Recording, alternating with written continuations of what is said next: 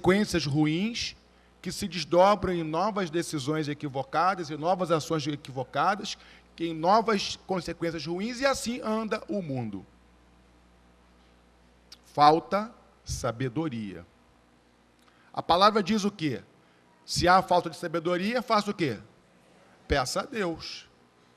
Que Ele faz o quê? Dá. Como? De modo em gotinha? Não, dá de modo abundante.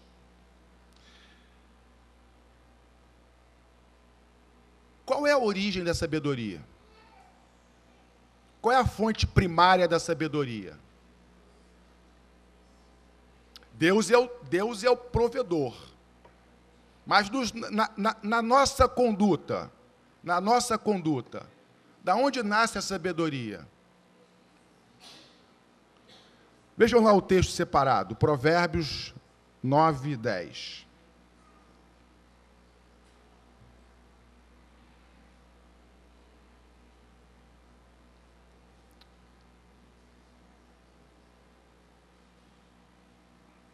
Provérbios 9, 10.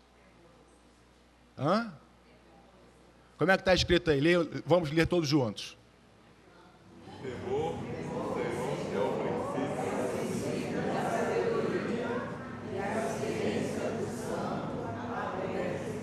O temor do Senhor é o princípio, é a fonte primária, é da onde começa a sabedoria. A sabedoria nasce nas nossas vidas a partir do temor a Deus. Todas as vezes, na vida pessoal, na vida familiar, na vida coletiva, social, quando faltar o temor a Deus, faltará a sabedoria e sobrarão problemas. Precisamos então de quê? Precisamos do temor a Deus. O temor a Deus determina a nossa conduta. O temor a Deus determina a nossa atitude perante a vida. O temor a Deus determina a forma como nós entendemos o mundo. O temor a Deus determina a qualidade das nossas escolhas. O temor a Deus evita diversos males. E o temor a Deus nos conduz à sabedoria. E a sabedoria é necessária na vida de todos nós. Provérbios 4 diz o seguinte: adquire a sabedoria, adquire inteligência, e não te esqueças nem te aparte das palavras da minha boca. Não a abandones, e ela te guardará. Ama, e ela te protegerá. A sabedoria é a coisa principal. Adquire, pois, a sabedoria, e emprega tudo o que possuíres na aquisição de entendimento. Exalta, e ela te exaltará. Abraçando-te, ela te honrará. Dará à tua cabeça um diadema de graça, e uma coroa de glória te entregará.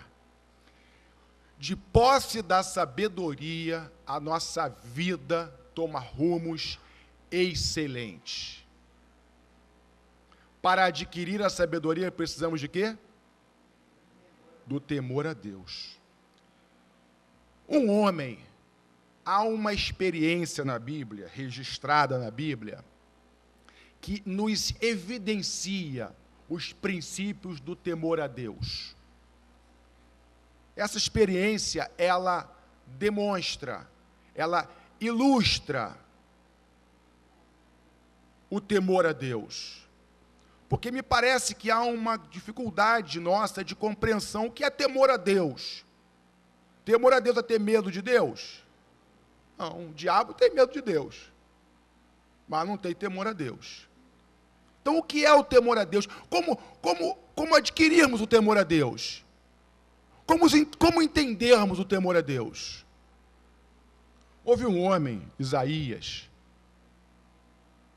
que ele teve uma experiência de vida na qual você consegue enxergar claramente os princípios do temor a Deus e, consequentemente, os princípios, os fundamentos da sabedoria. Quer ter sabedoria? Adquira temor. Quer ter temor? Vamos ver o que a palavra de Deus nos ilustra. Isaías, capítulo 6, versículos de 1 a 7, diz o seguinte: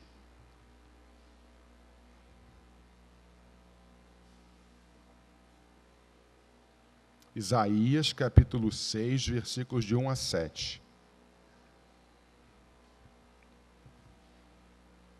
Essa experiência, ela é uma experiência fabulosa. É uma experiência sem igual.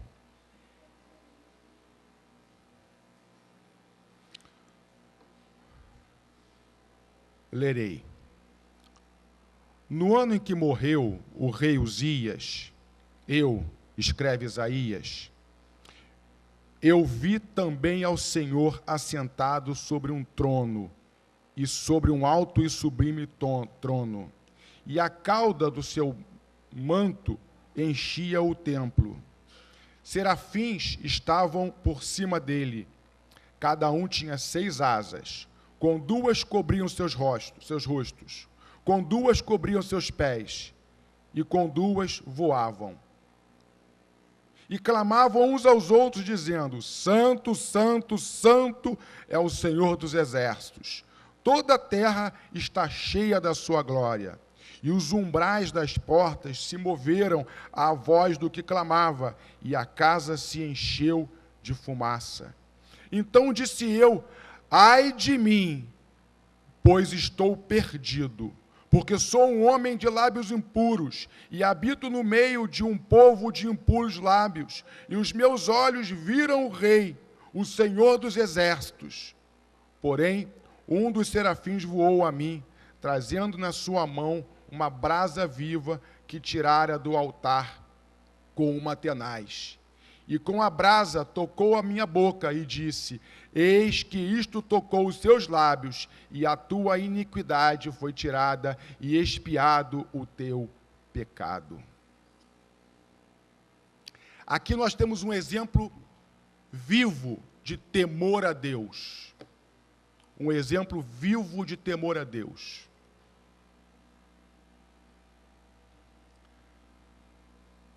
Isaías se viu na presença de quem? Na presença de Deus. E como os anjos clamavam a respeito de Deus?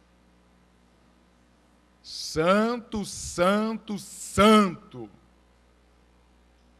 Isaías se viu na presença de quem? Do único Deus puro, santo, perfeito. A primeira condição de temor a Deus é você se perceber na presença de Deus. É você se dar conta de que todos os seus atos, na hora do culto eu estou na presença de Deus, não é verdade? Mas quando eu estou dormindo, não, né? Eu estou dormindo, né? Quando eu estou orando, eu estou na presença de Deus. Mas quando eu estou fazendo uma besteira qualquer, eu estou aonde? Na presença de Deus. Em Salmos está escrito o seguinte: para onde me irei do teu espírito? Ou para onde fugirei da tua face? Se subir ao céu, lá tu estás. Se fizer no inferno a minha cama, eis que tu ali estás também. Se tomar as asas da alva, se habitar nas extremidades do mar, até ali a tua mão me guiará, e a tua destra me sustentará. Se disser, de certo, que as trevas me encobrirão, então a noite será luz à roda de mim, nem ainda as trevas me encobrem de ti, mas a noite resplandece como o dia, as trevas e as luzes são para ti a mesma coisa. O que buscam os ladrões? Os criminosos buscam fazer o quê? Eles buscam a luz do dia? Não. Eles buscam a luz, buscam a escuridão. Tentando fazer o quê? Se esconder. Dá para se esconder de Deus? Dá para se esconder de Deus? Não, não dá. A primeira condição para termos temor a Deus é nós termos a plena consciência de que os nossos atos estarão patentes na presença de Deus em todos os momentos. Seja os momentos mais escondidos no canto do teu quarto, ou no deserto, ou no meio do mar, aonde você estiver. Você estará sempre na presença do Deus onisciente. Esse sentimento deve ser nutrido em nossos corações. Esse sentimento da presença de Deus, de estarmos expostos o tempo todo na presença de Deus, deve estar sempre em nossas consciências. É a impossibilidade de estarmos em algum lugar onde ninguém vê, inclusive Deus. Não existe isso. E este sentimento, esta consciência espiritual e humana de que estamos na presença de Deus, do Deus que é santo, do Deus que é puro, produz no coração do homem um desejo de se amoldar, um desejo de aprovação, um desejo de querer caminhar na direção do santo. Mas se você acha que você anda por aí conforme músicas estúpidas desse mundo cantam, deixa a vida me levar, como se fosse uma maré que carrega as pessoas, você vai agir sem consciência de Deus, desprovido de temor e desprovido de sabedoria.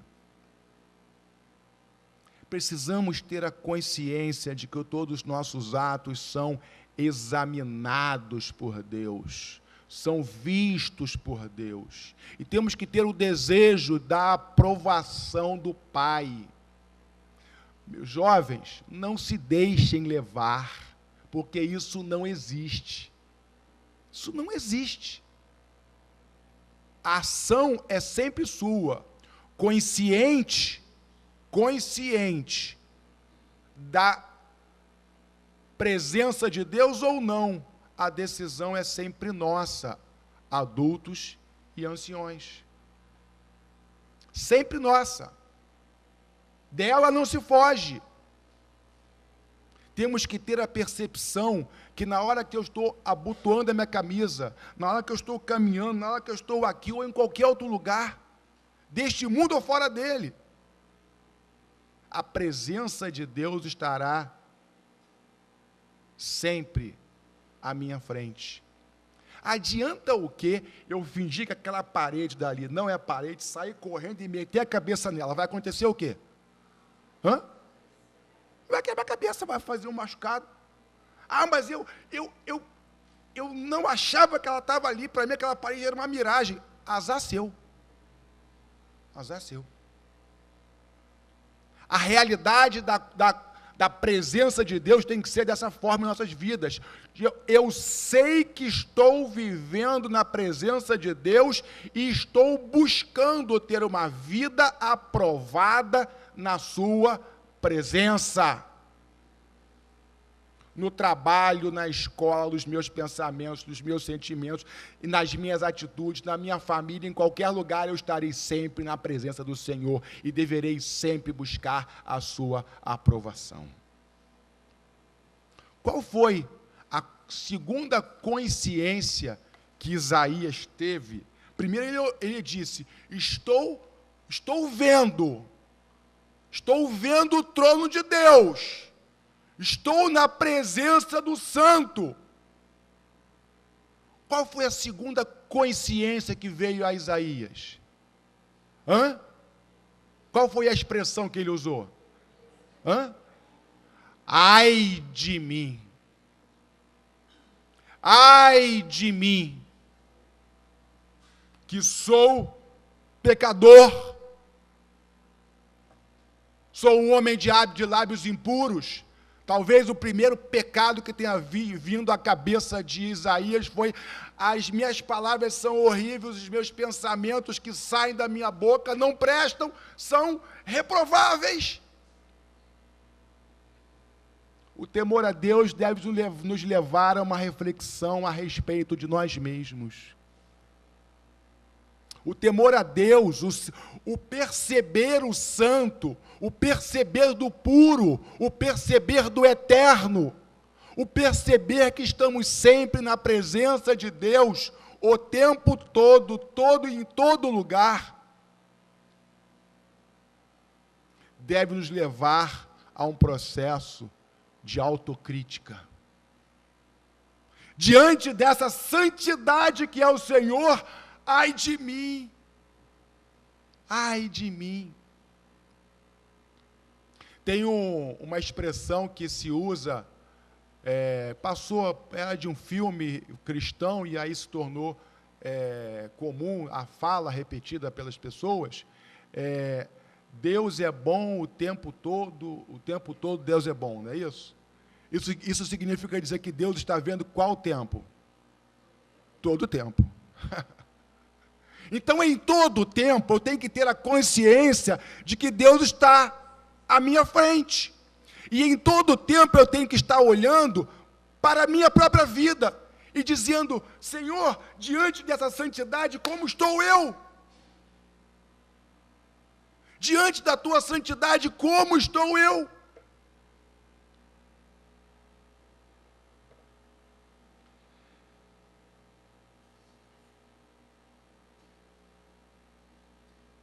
O apóstolo Paulo,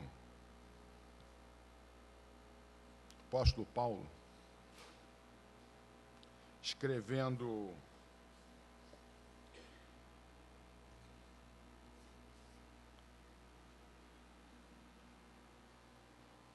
melhor dizendo, o apóstolo João, escrevendo a primeira epístola, diz o seguinte: e esta é a mensagem que dele ouvimos e anunciamos, que Deus é luz e não há neles trevas alguma. Se dissermos que temos comunhão com ele e andarmos nas trevas, mentimos e não praticamos a verdade. Mas se andarmos na luz como ele está na luz, temos comunhão uns com os outros, e o sangue de Cristo, seu Filho, nos purifica de todo pecado. Se dissermos que não temos pecado, enganamo-nos a nós mesmos, e não há verdade em nós. A segunda característica do temor a Deus é reconhecer as nossas iniquidades. Ai de mim, pois estou perdido, porque sou um homem de lábios impuros e habito no meio de um povo de impuros lábios. Os meus olhos viram o Rei, o Senhor dos Exércitos. Quando você foge dos seus pecados, o que acontece? O que acontece? Quando você nega as suas iniquidades? Primeiro você faz de Deus mentiroso, porque ele diz que todos pecaram. Segundo lugar, tu vai ficar fugindo a tua vida inteira. Alguém se livra do seu próprio pecado? Não. Você vai ficar fugindo a sua vida inteira. Vai se corrigir? Quem nega o próprio pecado, corrige-se? Não se corrige. Se você não reconhece o erro, como é que você vai corrigir o erro? Se você quer ser sábio e continua errando, você vai ser o quê? Sábio não vai ser. Vou retirar o adjetivo. Sábio não vai ser. Para ser sábio, você precisa corrigir os seus passos. Para corrigir os seus passos, você precisa olhar para Deus, reconhecer a presença de Deus, olhar para si mesmo e dizer: isso não está compatível. Reconhecer pecado gera o quê? Isaías ficou falando assim: ai de mim, foi assim que ele fez? Não, ele expressou dor, ele expressou arrependimento, ele expressou sofrimento, porque se o pecado não te produz sofrimento, se o pecado não te produz uma consciência de reprovação profunda, você vai continuar pecando, vai continuar errando, não vai demonstrar temor a Deus e não vai alcançar a sabedoria. A sabedoria exige de nós, assim como mostrou Isaías, um sentimento de autorreflexão e de condenação dos nossos erros diante da santidade do Senhor.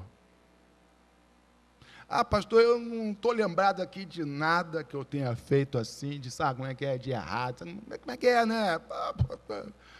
Socialmente aceito, né? Tem coisas que poderiam até ser erradas, né? Mas, como é que é, né? A sociedade está aí. O que Isaías falou? Ai de mim, que sou um homem de lábios impuros, que vivo aonde? No meio de um povo de impuros lábios. Eu sou pecador, estou no meio de pecadores, não é porque eu estou no meio de pecadores que eu vou me achar bom ou comum, porque a minha comparação é com Deus e não com o mal. Não com comportamento social. Eu não estou preocupado com o que o social faça, eu estou preocupado em ter a aprovação de Deus. E aquele que age assim, ele dá o primeiro passo para se reparar. Porque ele diz: isso não está bom.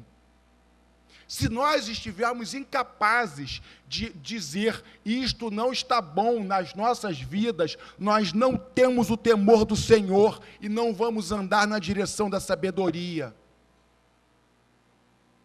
A direção da sabedoria exige de cada um de nós uma autorreflexão, comparando-nos com a santidade de Deus, para dizer: isto não está bom. E é curioso que o que veio ao coração de Isaías foram os lábios, foram as palavras, foi o que ele falava.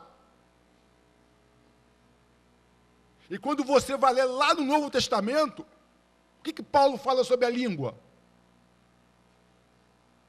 É um mal, incendeia florestas. E a gente acha que pode falar qualquer besteira. Não pode. Temos que ter temor ao Senhor. Não importa o que a sociedade faça, o nosso parâmetro é de Deus. Aí você adquire o temor, com a consciência de que todos os seus atos estão sempre na presença de Deus, com a consciência da santidade de Deus e com a reprovação dos seus próprios pecados, você caminha. Você caminha. Negar os pecados é fazer de Deus mentiroso. Negar os pecados é não ter temor. Negar os pecados é não caminhar na direção da sabedoria. Negar os pecados é continuar no erro. Negar os pecados é continuar no erro.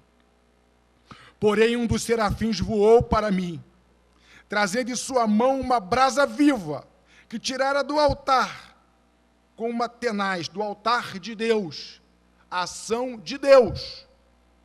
E com a brasa tocou a minha boca, e disse: eis que isto tocou os teus lábios, e toda a tua iniquidade foi tirada, e expiado o teu pecado.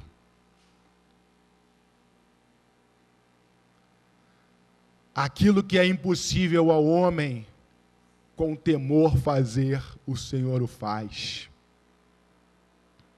Quem tem temor tem a consciência da sua incapacidade diante dos pecados, mas confia no Senhor, confia no poder do Senhor para perdoar, mudar, transformar, redirecionar a vida.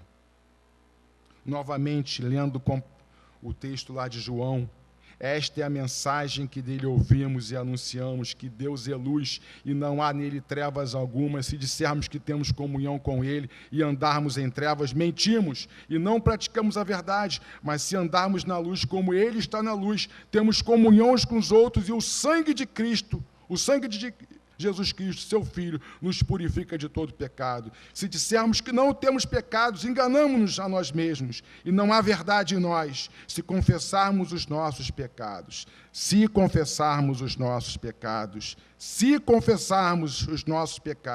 olha a condição. Ele é fiel e justo para nos perdoar os pecados e nos purificar de toda a injustiça. Se dissermos que não temos pecado, fazemo-lo mentiroso e a sua palavra não está em nós. Mas se confessarmos os nossos pecados, ele é fiel e justo para nos perdoar os pecados e nos purificar de toda a injustiça. A consciência de Deus, associada com a consciência dos nossos pecados, associado com a consciência de que o sangue do Senhor Jesus nos purifica, é o exemplo de temor que nós precisamos ter. O tempo todo estamos na presença do Senhor. O tempo todo temos que nos comparar, Senhor, como é que estão os meus atos, os meus pensamentos, os meus sentimentos, as minhas alegrias, como estão em relação ao Senhor. E aí você vai ver o que é necessário mudar. E diante da dor desse reconhecimento, o Senhor Jesus, através do sangue dele vertido na cruz, faz a mesma coisa que no passado o Senhor fez com Isaías, com aquela brasa viva. Porque hoje não é mais uma brasa que exemplifica, mas é o sangue vertido do Cordeiro, que lá atrás era prometido a Isaías e que foi vertido por cada um de nós. Ao sermos perdoados, quem é que é perdoado? Quem é que é perdoado? Quem é perdoado?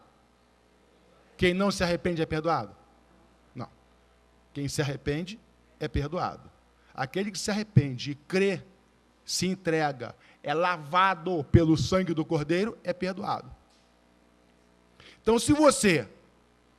Olha só, é muito simples. A matemática é muito simples. É de simples conclusão. Falta de sabedoria leva a quê? Desastre, problemas, brigas, dissensões, confusões, tristezas e etc. Falta de sabedoria. Agora você pensa o seguinte, você pensa uma pessoa que o tempo todo ela está consciente de que ela está vivendo o tempo todo na presença do Deus Santo, puro e perfeito, que é o seu referencial. O tempo todo ela está olhando para si mesma e dizendo, isso está adequado ao referencial de Deus ou não? E que essa pessoa reconhece as suas fragilidades, reconhece os seus erros, e diante dos seus erros, ela sofre e pede perdão, ela se arrepende, ela muda de direção, está indo para lá, muda de direção. O Senhor a perdoa. Quem está andando no pecado anda como? Anda leve ou anda pesado? Pesado. Quem é perdoado anda como? Leve, fortalecido por Deus. Então essa pessoa, ela está o tempo todo olhando o parâmetro do Deus vivo. Ela está o tempo todo se confrontando com esse parâmetro e está o tempo todo, Senhor, me perdoa. E o Senhor perdoa e ela muda de direção. Ela vai continuar errando? A qualidade das suas decisões serão o quê? Superiores, muito melhores. Mesmo que ela volte a errar. Mas o seu nível de erro, o seu nível de pecado vai ser reduzido extremamente. A qualidade das suas escolhas, dos seus sentimentos, das suas opções, dos seus caminhos, serão elevados. O seu dia a dia vai ser um dia a dia vitorioso. Sabedoria serve, sabe para quê? Para a família, para você, para o trabalho, para o trânsito, serve para tudo. Sabedoria serve para todas as horas. Se você estimula o seu coração, o seu espírito, a ter temor do Senhor, a ter a consciência de que Ele está o tempo todo à sua frente, e de que você tem que estar o tempo todo se autoexaminando e vendo: Senhor, eu estou pecando aqui, se arrependendo, e o Senhor perdoando, a sua vida muda. A sua vida muda. Sua qualidade de família, de existência, vai lá para o alto. Porque você se torna uma pessoa sábia. Sábia. E a sabedoria, como nós lemos, adquire a sabedoria, é o conselho. Adquire a sabedoria, adquire inteligência. E não te esqueças, nem te aparte das palavras da minha boca. Não abandones, e ela te guardará. Ama, e ela te protegerá. A sabedoria é a principal coisa. Adquire, pois, a sabedoria, e emprega tudo o que possuis na aquisição de entendimento. A gente gasta tempo com uma batelada de coisa que não tem valor, e não se gasta o tempo que deveríamos gastar com a aquisição da sabedoria, com o desenvolvimento de uma consciência, de um espírito, de uma existência consciente da presença de Deus, se autoexaminando e se corrigindo. Com esses 3 fundamentos se adquire a sabedoria. Com esses 3 fundamentos, todas as nossas vidas mudam para muito melhor. Não há lugar para nos escondermos do Senhor. Não adianta mentir a Deus a respeito dos nossos pecados. Não adianta tentar resolver de outro jeito. Pecado só é perdoado pelo sangue de Cristo.